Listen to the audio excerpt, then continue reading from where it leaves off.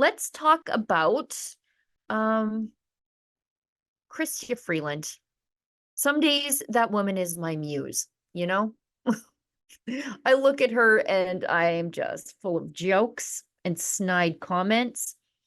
And she's done it again. She's inspired me. Now, look, I'm not one. No, that is not true. I am one to make fun of someone else's appearance. But I realize I've got no business doing it. I'm not a supermodel. In fact, I'm looking pretty haggard and tired these days.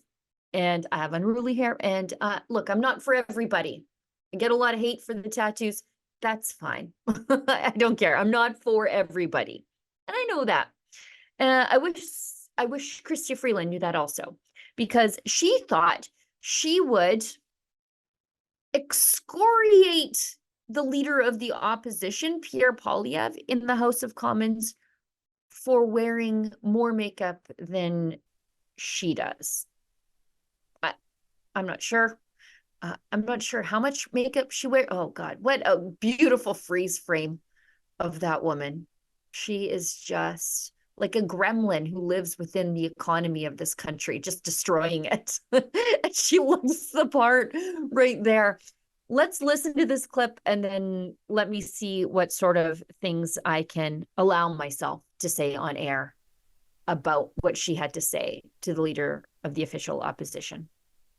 Mr. Speaker, the Conservative leader is wearing more makeup than I am today. Now, I think it's wonderful. I'm going to ask colleagues.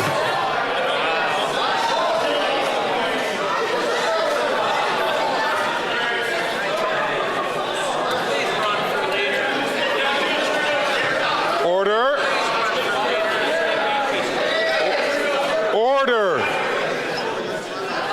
I'm going to ask the Honourable Deputy Prime Minister and Minister of Finance to withdraw that comment. We don't comment on the appearances of members.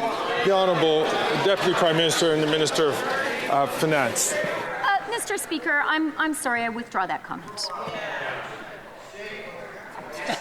Can continue with her. She has 25 seconds left on the clock for her answer. The fact is, Mr. Speaker, the Conservative leader is phony all the way through. He is phony when it comes to his concern about the economy. All he can do is talk our country down. And he is phony when he talks about his concern about the opioids crisis. He tries to score cheap partisan points. It's just not right, Mr. Speaker. That's right. He tries to score cheap partisan points. Did you hear that? That's what she's saying. She stands up. She's only got a limited amount of time to respond to the questions, and she wastes it with what the left would tell me was a sexist attack on Pierre Poilievre for existing outside of the gender binary. I don't know if he wears makeup. I don't even care. If he does wear makeup, it's very well applied because I haven't noticed it. And if he is wearing makeup that is so well applied, might I suggest the Deputy Prime Minister slap some on her mug?